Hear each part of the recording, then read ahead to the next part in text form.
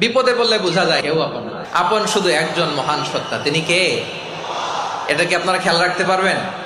হ্যাঁ, বিপদে আপদে কেউ আমাদের বাঁচাতে পারে না, তরাতে পারে না, মুক্তি দিতে পারে না, উদ্ধার করতে পারে না, একমাত্র আমার প্রভু ছাড়া, আল্লাহ ছাড়া। চিল্লায় বলেন ঠিক কিনা? এই জীবনে বিপদ আসবে, আপদ আসবে, পরীক্ষা আসবে। এক একজনের পরীক্ষা এক এক রকম।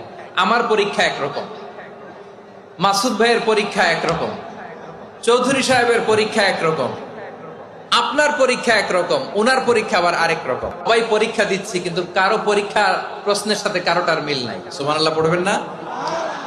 পুরোটাই পরীক্ষা ক্ষেত্র, সবাই পরীক্ষার্থী, কিন্তু প্রশ্নপত্র একটার সাথে আরেকটা মিলে না। One doesn't match the other.